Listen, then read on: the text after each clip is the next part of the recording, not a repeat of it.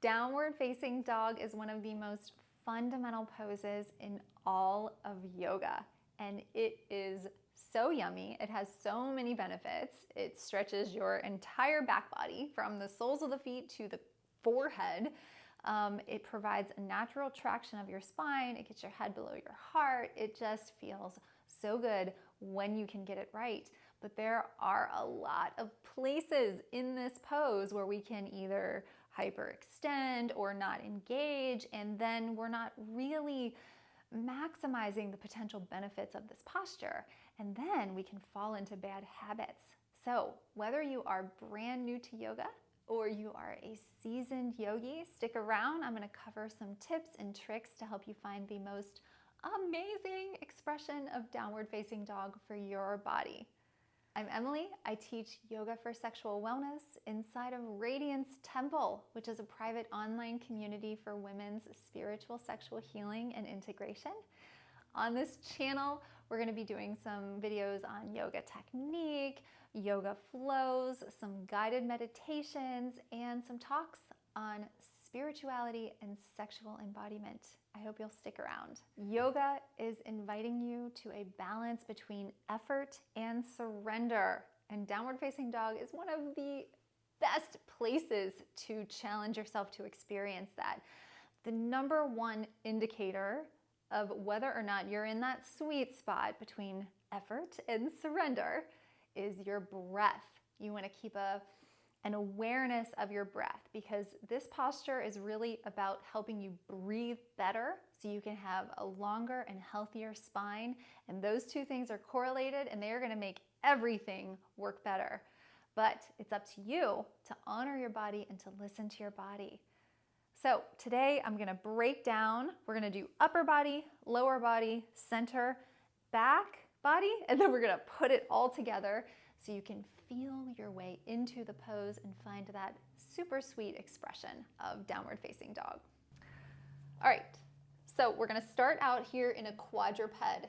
And if you have a mirror, it's going to be really helpful to practice in front of a mirror, because that way you can look at your postural alignment, especially with your hips and spine, and see if your body is doing what it ought to be doing to help you find traction in the spine and deep breath. Okay, so first, index finger is going to point forward, and the fingers are going to splay a little bit out. Hands can be just a little bit forward of the shoulders. Now, we want strong arms, strong hands, strong shoulders and back. So what I want you to do is bend those elbows, press into the base of the index finger and the thumb, turn the elbow points back towards the knee. So that's externally rotating the arms.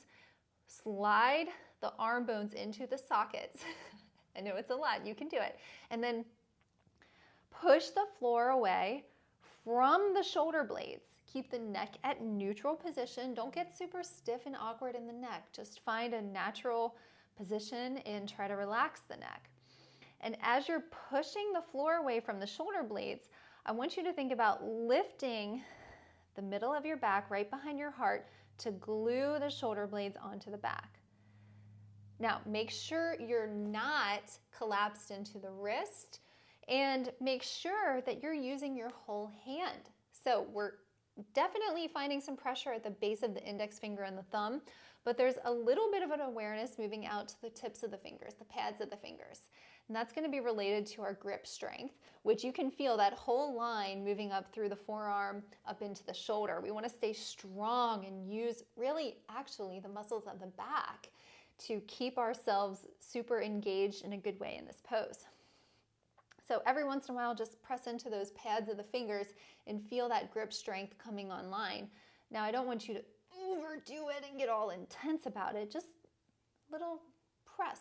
Hello. Hello, pads of the fingers. Hello, entire hand. Hello, entire arm and back.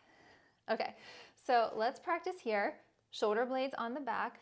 Bend those elbows. Elbow points towards the back. Then you can lengthen the arms, but don't hyperextend at the elbow joint.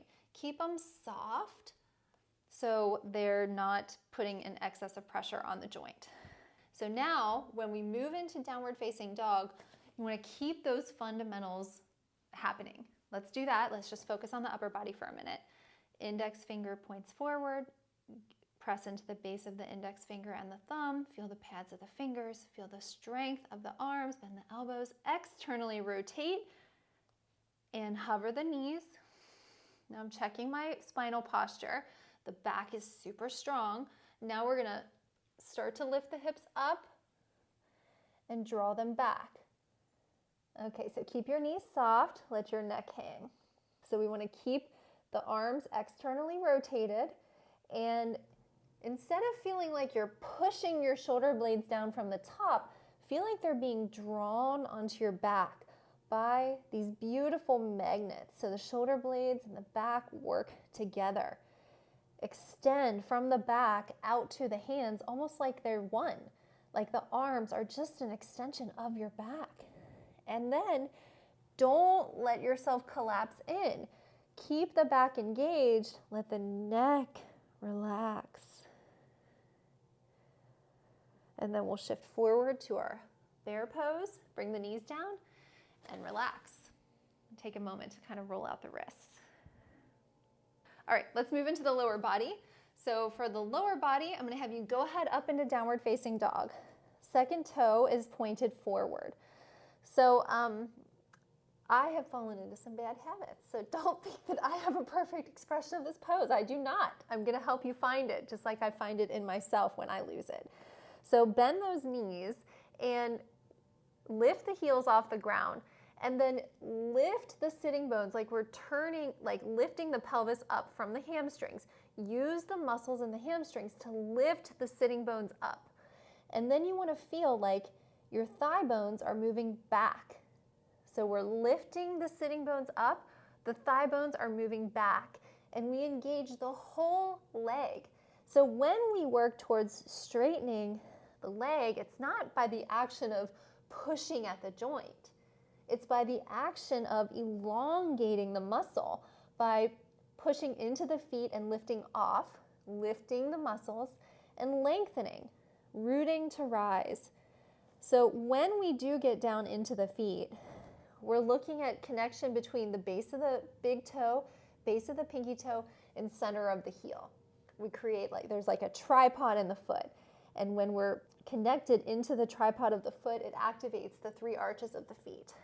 So something to look out for is if you straighten out your legs and, like it does for me now, pulls your pelvis into a posterior tilt, then we want to be careful about that because that's not optimal for the spine. We need to keep the knees bent, lift the sitting bones. The pelvis is going to tilt a little bit forward. There is a slight extension in the spine, in the lower spine, naturally. It's really common nowadays for people to have a rounded lower spine, and that is not good on your discs. You want to be really careful about that in this pose. So bend those knees, stick the booty up, and then engage and find thigh bones sliding back. Engage the back of the hamstrings and lift those muscles. Good, let me come on down from there. All right, so let's move to the center now. That means kind of right here. We're looking at the pelvis, the core, the soft parts of the belly. So let's find our arm position again. Tuck the toes, keep the neck long.